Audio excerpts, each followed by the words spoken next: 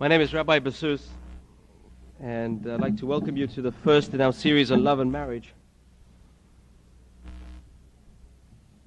Hope you all have this sheet and you can find in. Some years ago, I had the occasion to officiate the marriage of a young American man to a beautiful American woman. The groom was an Orthodox Jew, reared in a strictly Orthodox home, where the father wore a beard, mother wore a sheitel. The bride, on the other hand, was raised in the usual Jewish American manner. The wedding ceremony had come to an end. The glass had been broken. She turned towards him, and suddenly he seemed in a quandary. Immediately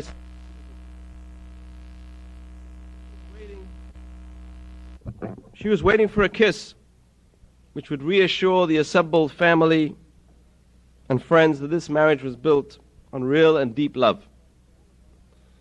All of her married friends had made this kissful pronouncement. He, on the other hand, may never have beheld his own parents kissing each other, and was taught that love should be exhibited privately rather than displayed publicly. So she was expectant and he was hesitant. But she was an alert young lady, and so without waiting, she threw her arms around him and gave him a big kiss. Somehow, a text in the Bible came to mind. The book of Ruth begins with a husband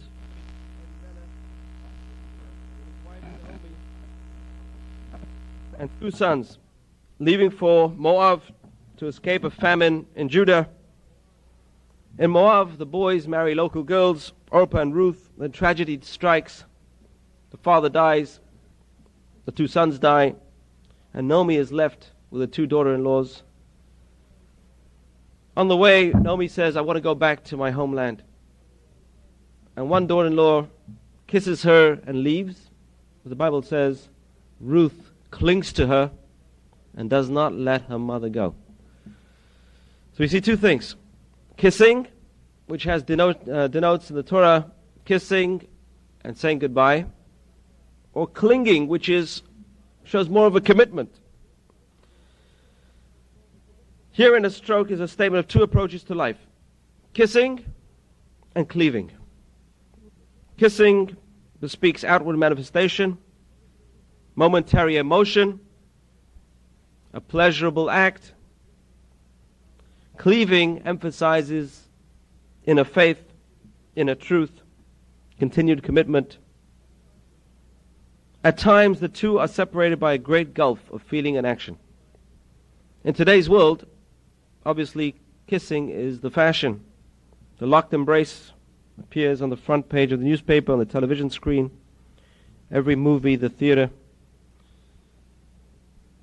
As an accompaniment to clinging, this may be all the good. But when it stands by itself, when kissing stands by itself, how meaningful is a kiss by itself? Traditional Judaism never considered love a prerequisite to marriage. We're going to discuss what we define as love. Matches were arranged by parents with help from God, but boy and girl knew the words of Genesis. In chapter 2, verse 24, the Bible tells us, Therefore shall a person leave his father and mother, and shall cling to his partner, and they shall be one flesh. Marriage was built on mutual goals, identification one with the other, forbearance and respect. Its soil was sacrifice and effort, out of which love bloomed and happiness grew. A wedding, not only to kissing. So that's the ideal, is clinging. Let me give you an example. An executive in a large office had a new secretary who was very, very jittery.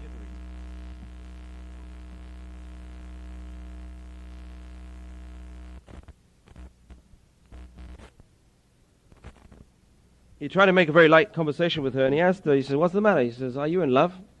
She said, no, I'm married. She was right. one can kiss one's way to the canopy, but not to endure marital bliss. Too many marriages end in the courts. Not because divorce is too easy, because people think marriage is too easy. The kissing attitude may be responsible not only for the broken home, but also for juveniles, delinquent juveniles. Too often children are raised by kissing rather than clinging. Father and mother kiss them and say goodbye, and they don't see them till much later on in the day. So that's one of the problems with today's society. It's all show. Hollywood is all show. The kiss and the kiss and the kiss, and then what happens a year later, the marriage is over, and they move on to husband number 1, number 2, number 3, number 4, number 5, and wife number 3, number 4, number 5. What is the definition of love? We find that romantic love, a bit of background and history of love, grew as an ideology in France during the last quarter of the 12th century. Its theoretical basis was formulated by a French writer in a book called The Art of Courtly Love.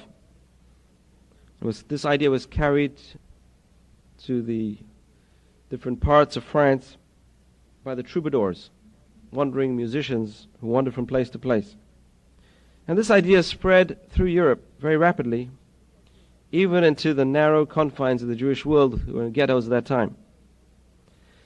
Rabbi Judah the Pious, Rabbi Yehuda Hasid, who was a rabbi in Germany in the 12th century, he comments in his book, Sefer Hasidim, the Guide for the Pious, with the often quoted phrase.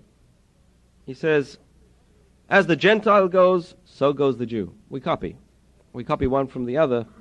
So this idea of romantic love spread from the French through Europe and eventually even into the confines of the ghetto. What is romantic love? First definition is pure love, which is the contemplation of the mind and the affection of the heart, but finds no physical fulfillment. And this is Romeo and Juliet, classic case of love. That's the iconoclast case of love, the French ideal of love, pure love unsullied by physical touching. Then you have mixed love, whose desire has been fulfilled, however infrequently. So that's mixed. It's pure and it's not pure, it's mixed love. It is the idea of pure, unfulfilled love, which is celebrated by this famous play, Romeo and Juliet, etc. The transition in the Jewish community from shadchan, traditional way of marriage, through matchmaking, to romance, was confusing to many Jews. And this is illustrated in the two songs in Fiddle on the Roof.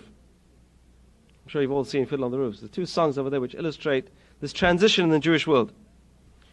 The first one is Matchmaker, Matchmaker, where Tevye's daughter hopes that the shadchan will bring her a mate who is both suitable to her parents, but also suitable for herself.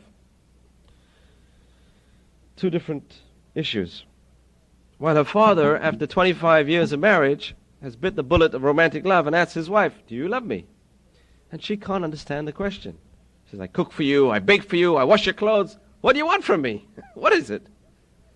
So she understood love as commitment. I'm committed to you fully. I do everything for you. What more do you want? And he was mixed up with his French attitude of unfulfilled love. Do you love me in your mind?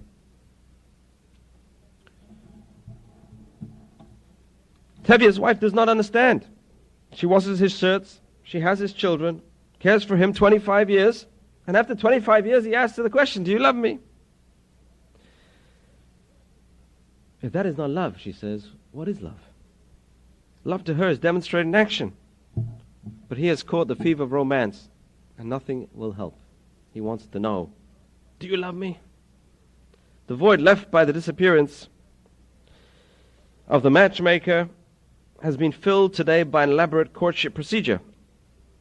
While it is true that most people cannot and will not go back to the old days of the cantankerous shadchan, we need to ask ourselves whether our complicated and frustrating dating game really leads to more marital happiness. So it's coming back in a way. Today you have computer dating, you have personals, now big business. We're going back to a sort of matchmaking. It's amazing how society is going around in circles. In a book called Marriages East and West, the dating game is described as a vast Noah's Ark. That was last week's Torah portion. Perhaps arranged marriages, in a way, are not too bad.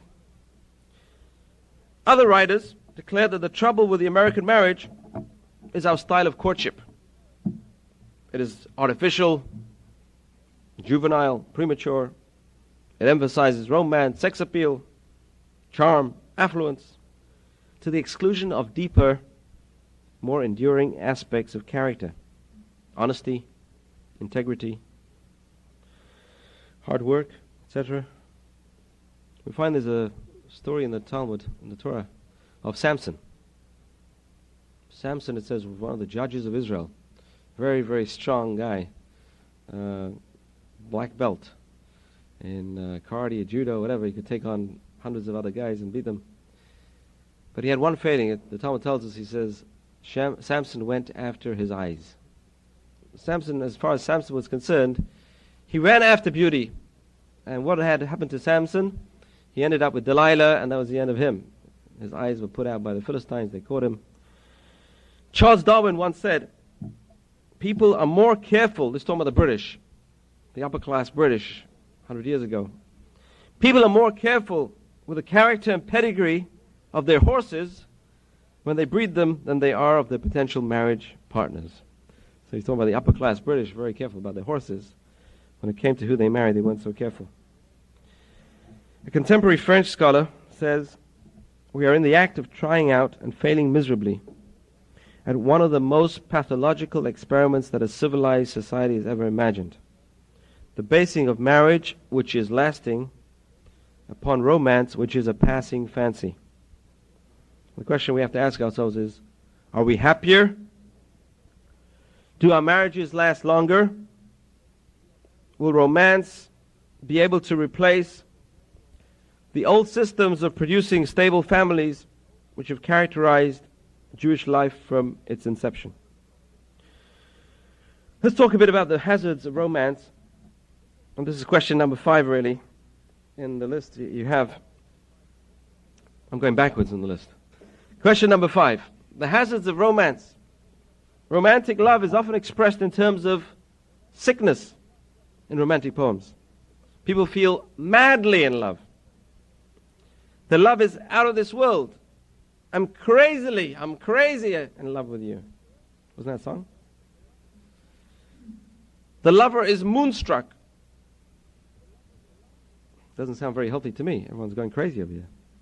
Romantic love is based on an idealized notion of the other person, which requires remoteness, psychological, physical, or social remoteness to be maintained. Why? Because I have a vision in my mind, and that's the vision which I want to keep in my mind. Once I get too close, that vision, that bubble bursts, I'm back down to reality. Pure romantic love is applied only to love outside marriage. It's interesting. How many love songs do you know of where there are songs to their partner, the spouse? How many movies are made showing love between people in marriage? And the answer is romantic love does not exist in marriage. It's interesting. The potion of romance must include an ingredient of secrecy and mystery. Romance is therefore primarily a premarital or extramarital association. And that's shown today by today's soap operas, cinemas. Singers do not often sing of romantic love within marriage, the care for children, or the mutuality of love in old age. We don't find movies or songs written about those things. Very few.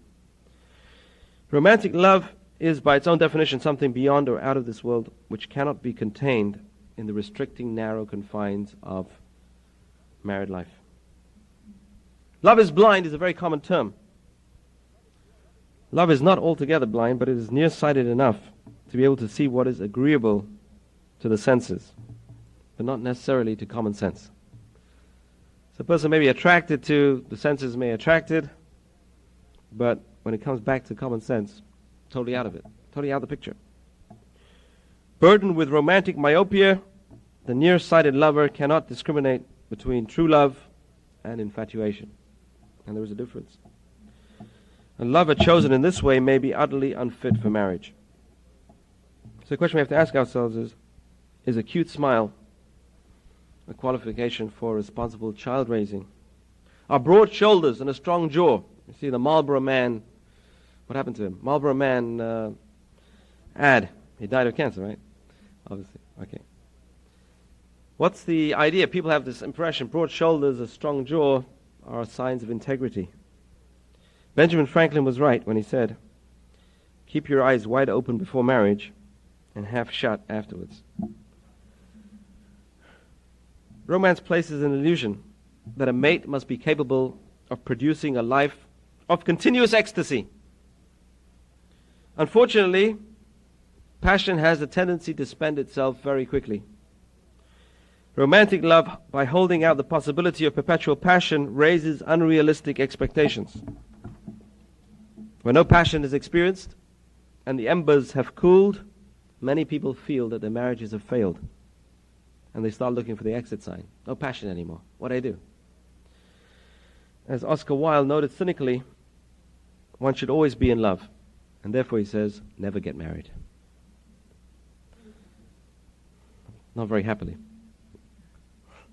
But different kind of marriage, yeah. The religious ethic holds that sex and love must be integrally related. Secular ethic holds the two may be totally separate. Today's phenomenon is sex is physical, love is emotional. Two different things. This conflict leads to one of the most dangerous hazards of romantic love. The equation of sexual desire with love. That's one of the big problems we have in society today. Too often the words, I love you, are only a come-on for a physical relationship. Love is the word used to label the sexual excitement of the young, as someone put it, the habituation of the middle-aged, and the mutual dependence of the old. Let me just ask you a question. Let us ask you a question. When you talk about loving food, let me give you an example. Anyone over here loves apples? You love apples? You love apples. If I love apples, how do I express my love to the apple? I love the apple. I eat it. Is that the way you treat something you love? So something wrong with the word love over here. If I love something, what do I do with the thing? What does a person mean when they say, I love apples? What they really mean is, I desire the apple for myself, because I love myself. I love myself, and I want the apple.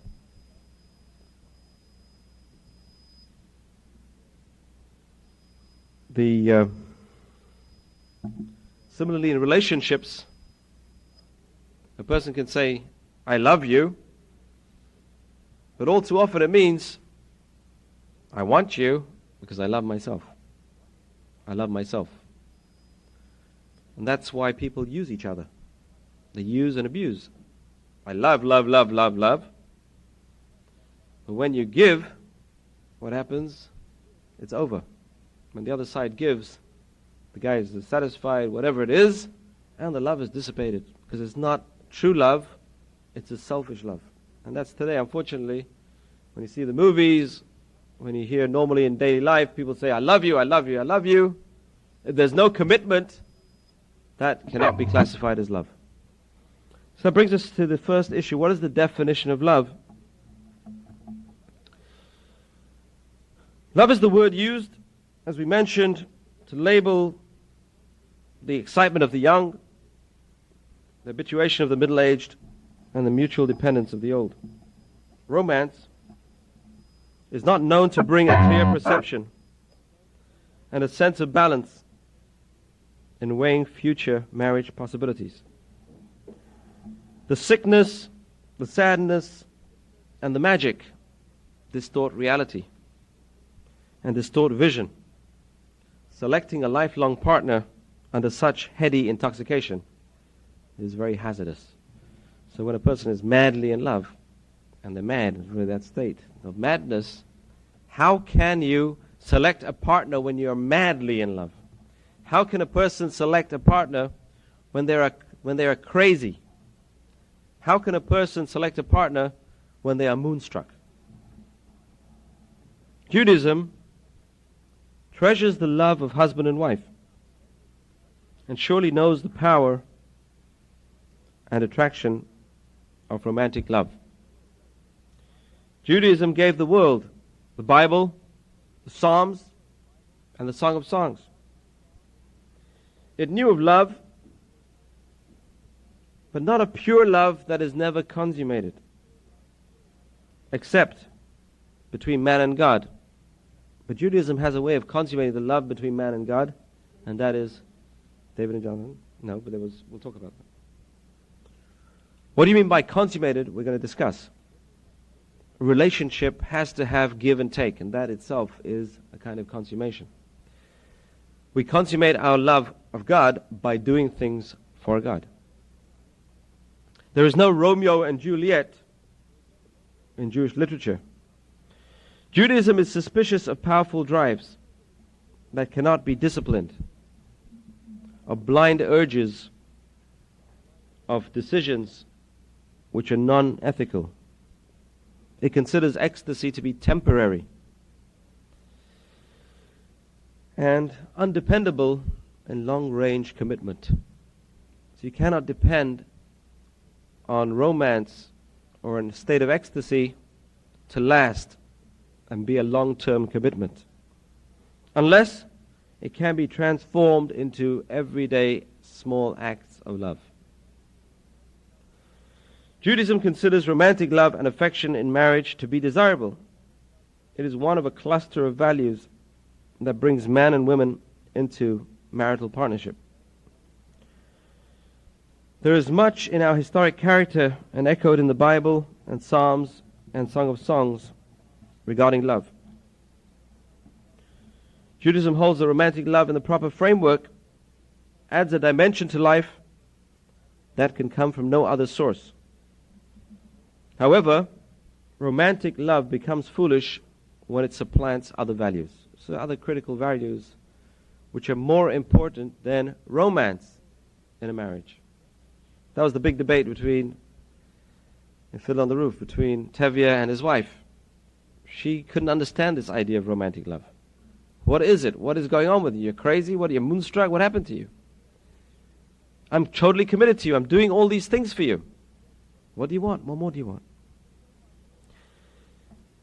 So much is the love for a wife assumed in Jewish law that the Bible explicitly commands us to love God, to love our neighbors, but never once does it explicitly demand of a man to love his wife.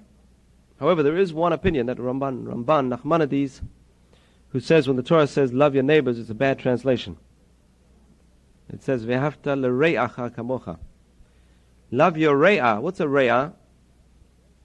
We find in the 7 blessings of the chuppah under the canopy, one of the blessings refers to re'im mahuvim, beloved friends. Re'ah is a friend. Love your friend as yourself.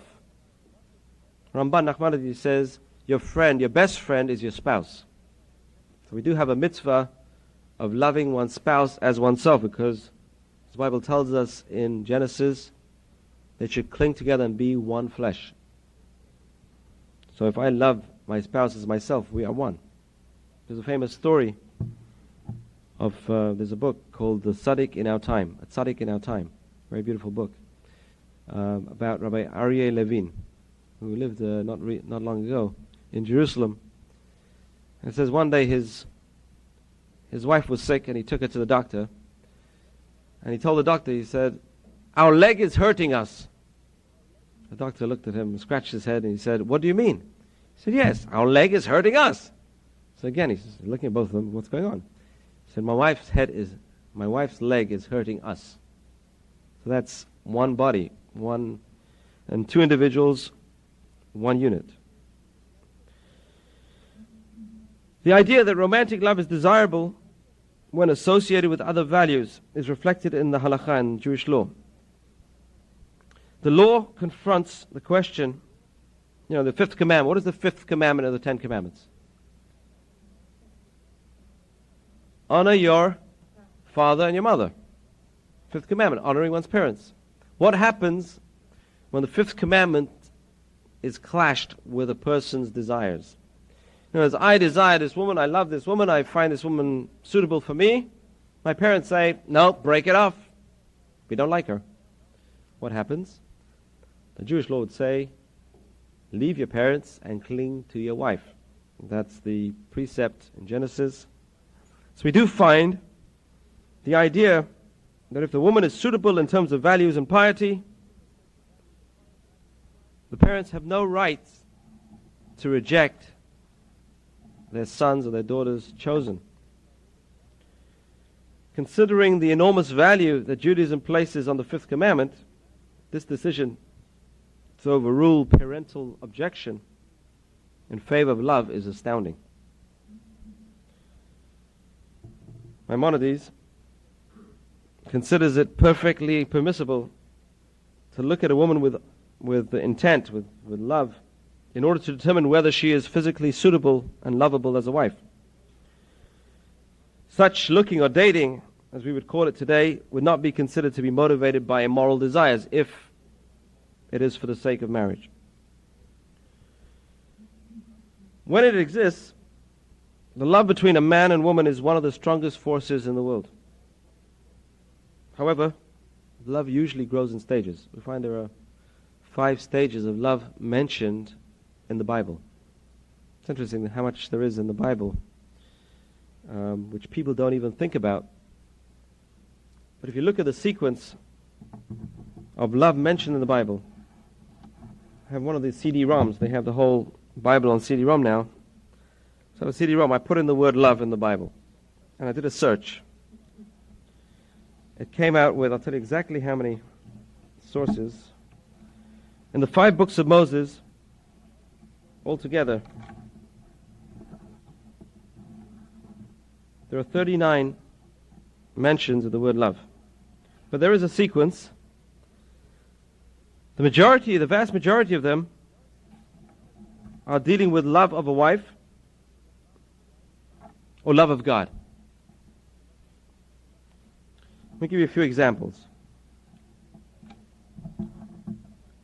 It says that Isaac loved his wife Rebekah. It says that Jacob loved his wife Rachel. And again, it repeats over and over again the story of Rachel and Isaac and Jacob many times. The word love. But the first order, it's interesting to see the order, the sequences, different kinds of love. The first order it talks about is love of a child. When God comes to Abraham, he tells Abraham, he says, take your son, the only son, the one you love, take Isaac. That's the first time in the Bible where it talks about the word love. Interesting. Why would it talk about love in a context of a child? When we think about love, we don't normally think of love in terms of a context of a child. We think about more in terms of partners. Why love of a child first? Well, let's go through the sequence and maybe we'll try and answer some questions. The second source is Isaac and Rebekah. It says he took Rebekah as his wife and he loved her. Third source and sequence is love of a neighbor or a friend. Ve'afta l'recha kamocha, as Rabbi Akiva put it, the major principle of the Torah is loving your neighbor as yourself. The fourth is love of God. And the fifth, anyone has it a guess? Is love of a stranger. There is a law in the Torah of loving a stranger, which usually refers to a convert, a person who converts to Judaism. Is a stranger amongst us, and there's a mitzvah to love them. But why this order? Seems to be a very strange order. If I was thinking about writing the Bible, the first thing I'd put would love God. What's the first thing? Why talk about love of a child? And the answer is, what is love? When the Bible defines love, this is how it defines love. It puts a child first. Why? How do you love a child? How does a person love a child? If we think about how our parents treated us, we can't remember that far back. But it starts basically with the mother carrying the child for 9 months. Now, I've never done this myself, but I can imagine how much trouble that would be. If you have a stomachache, think about it. Person has a burden, carrying a heavy pack on their back. Can you imagine day in, day out, sleeping with a pack in front of you. You're carrying a heavy burden. And just watching my wife go through the contortions of childbirth, I mean, she must love that child to go through all that. And then going through the agony of waking up in the middle of the night to change diapers and to feed the baby. Why would a person do that? Either they're crazy or there's a tremendous love for a child.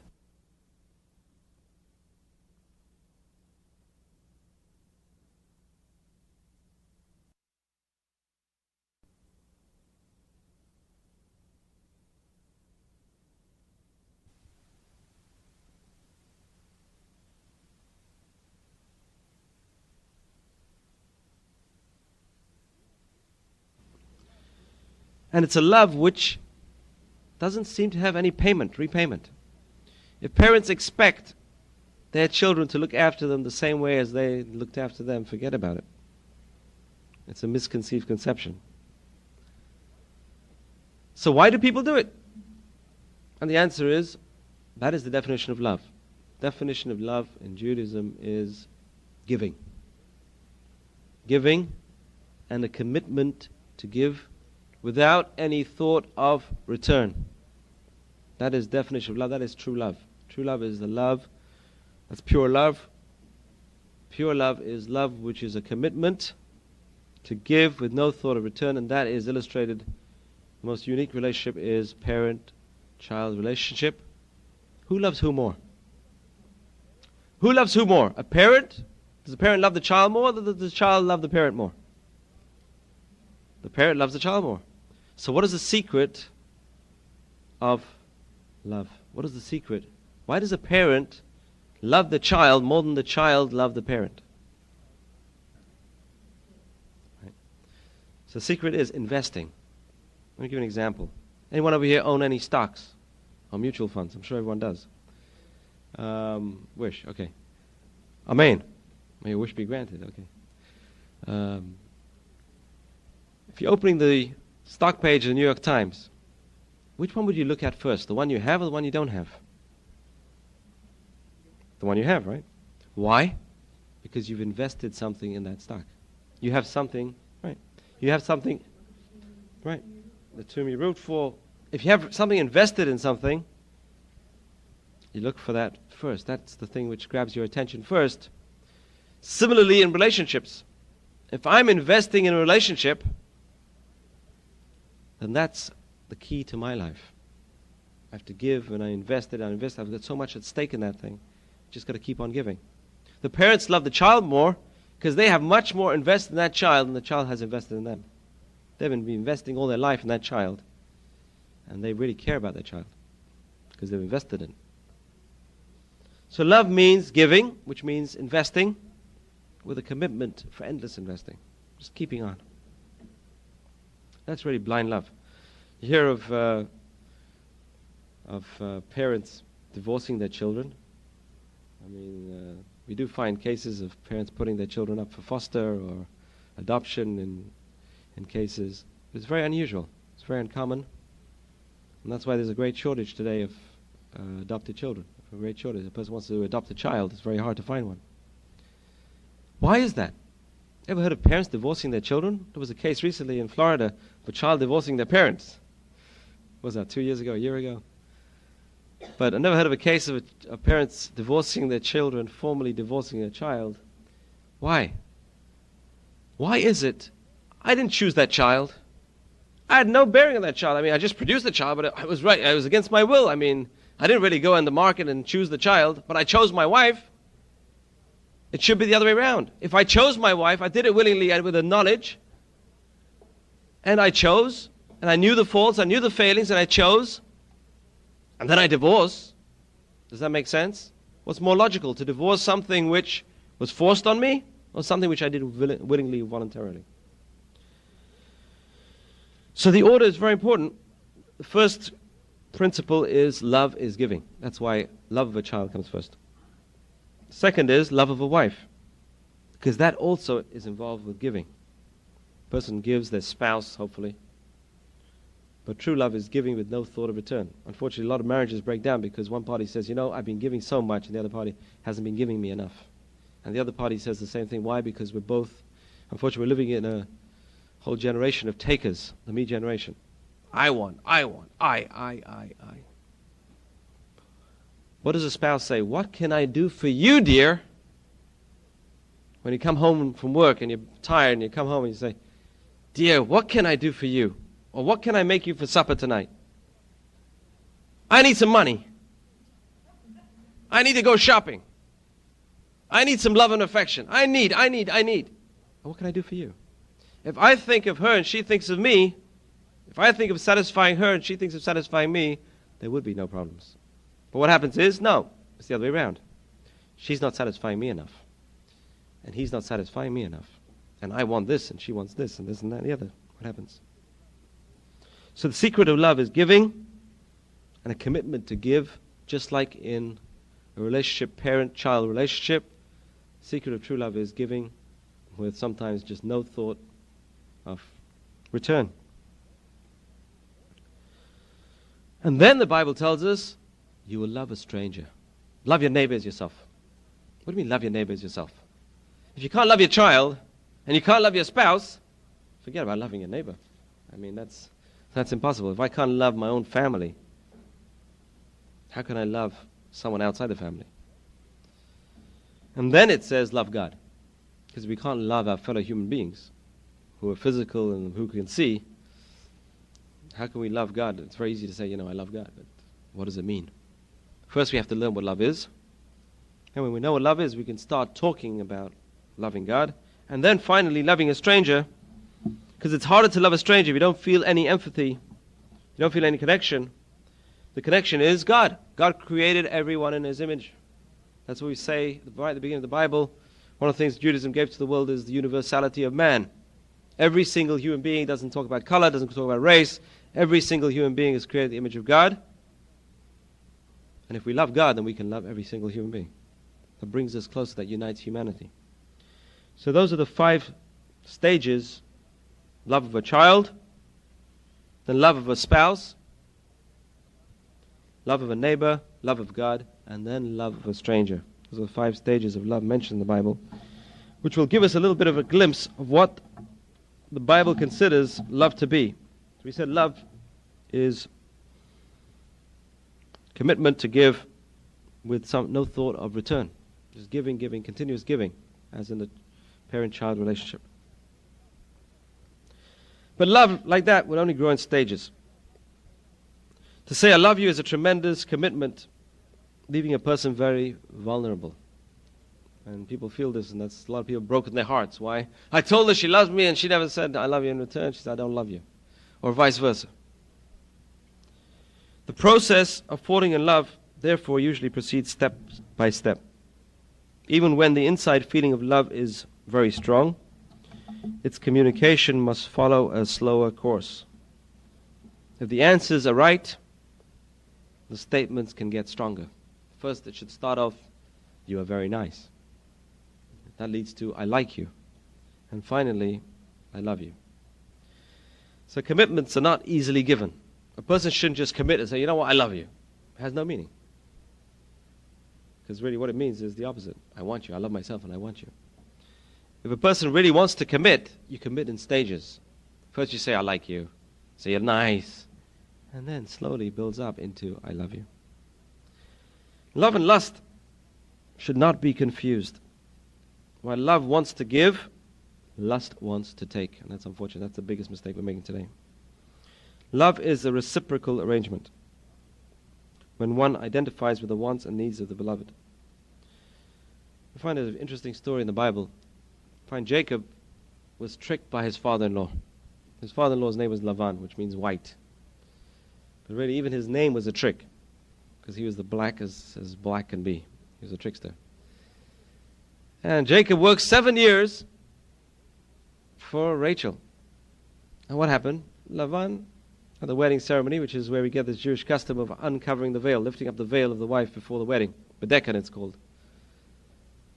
He tricks her, put someone else in the place.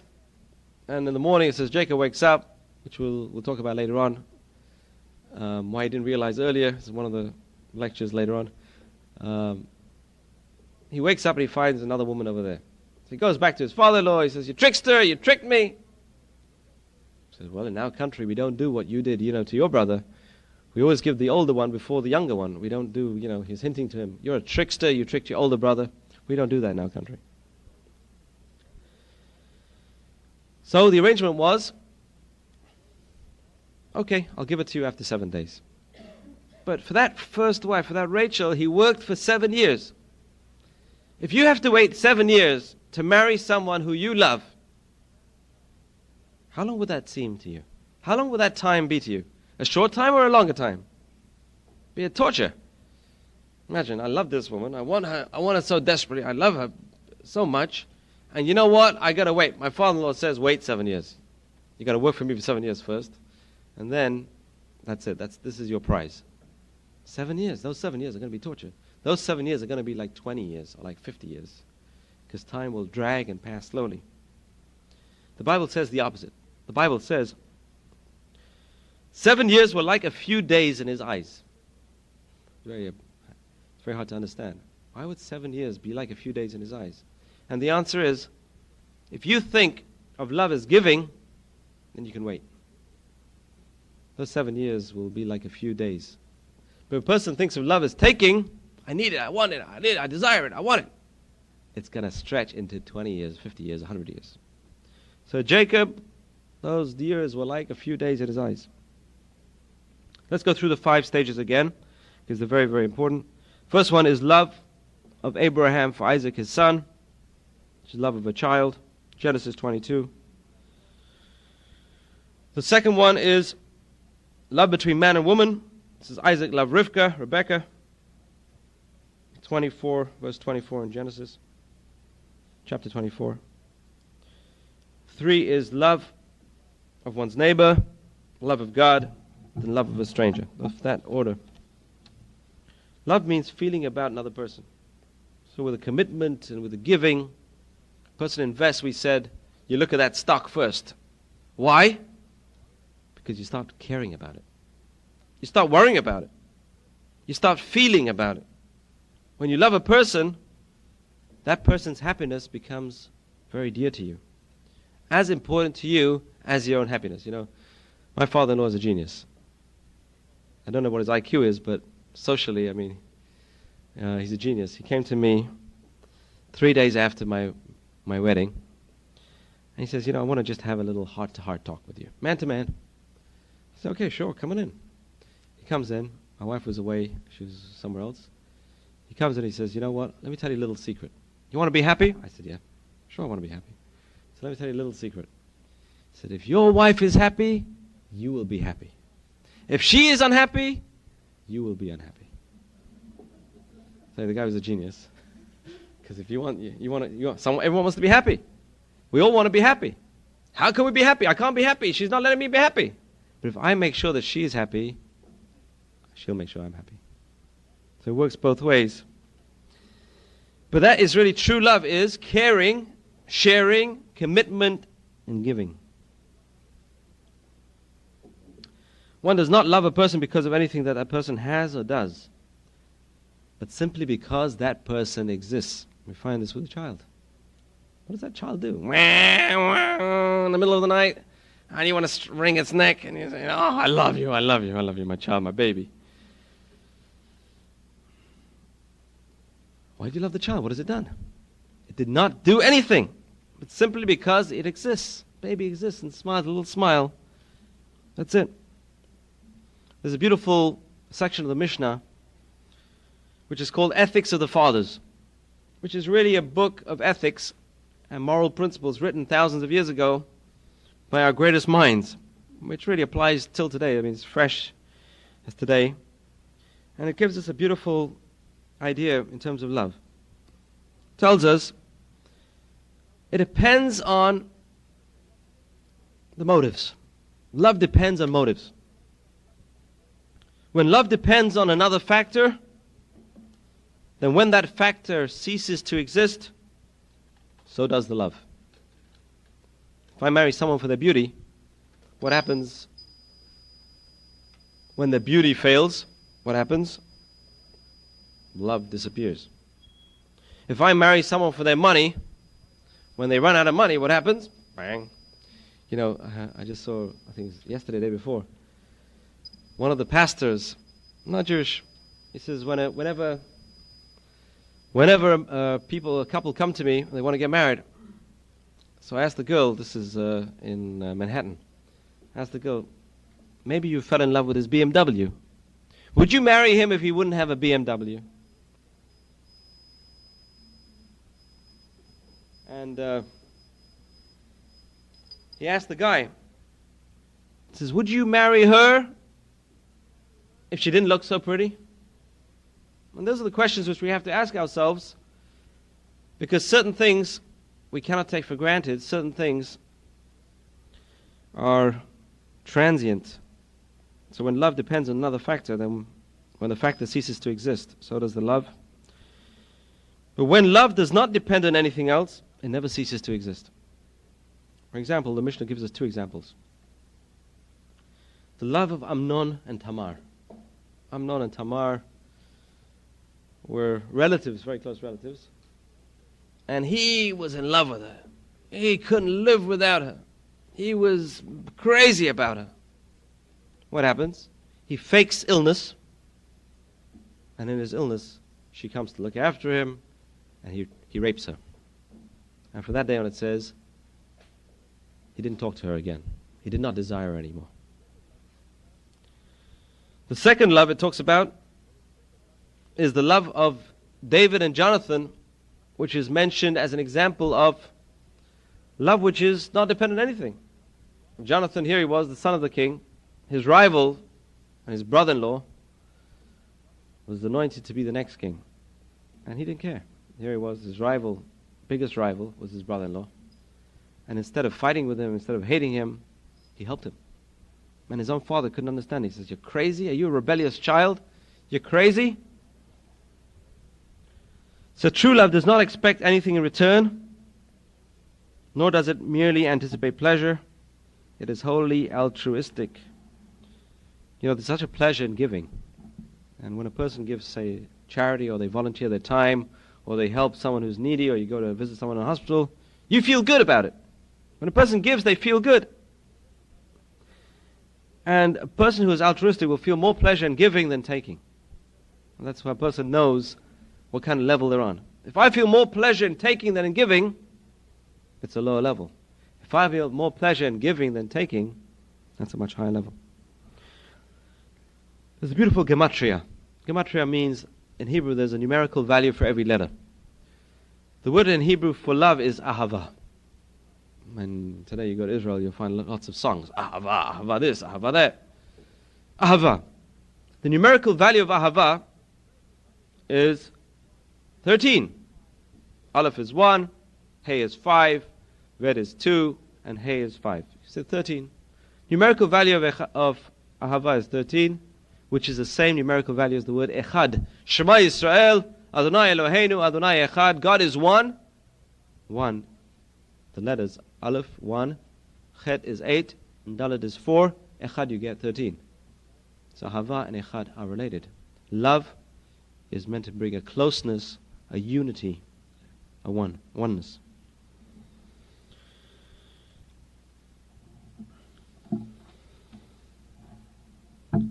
So that's the biblical perspective on love, and as opposed to the French and European concept of romance, which unfortunately society has today adopted.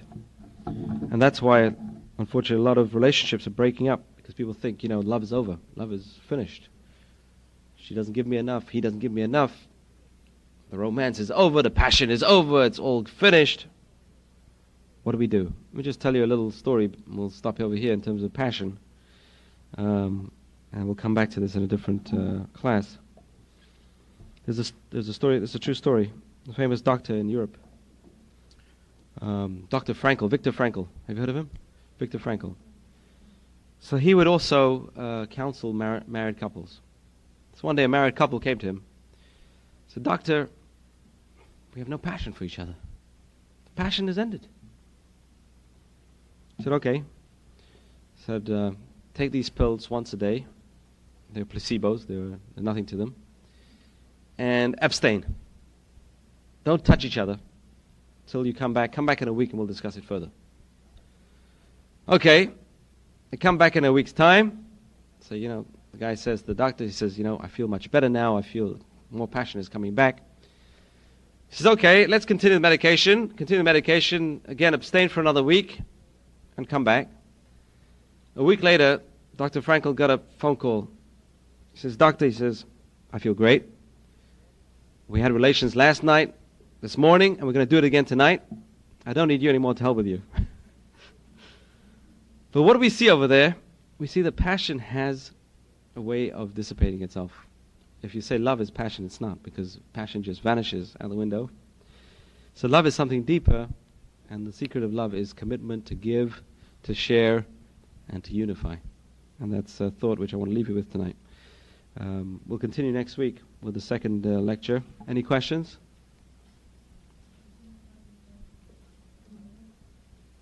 Anyone with any questions? Yes. Is that? Yeah. Yeah. We go through the series according to the timetable in the bulletin. Yeah. Not a question, but a comment. You said 13. I'm also thinking that 13 is the lead of Hashem. So if you have the proper love.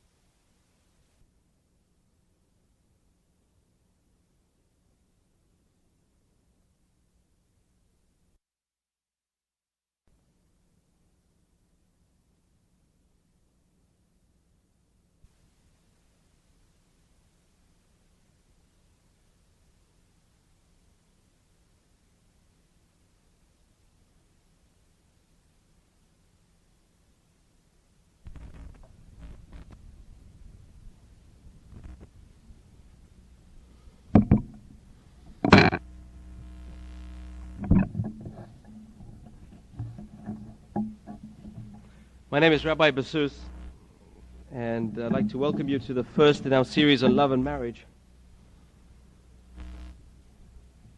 I hope you all have this sheet and you can find in.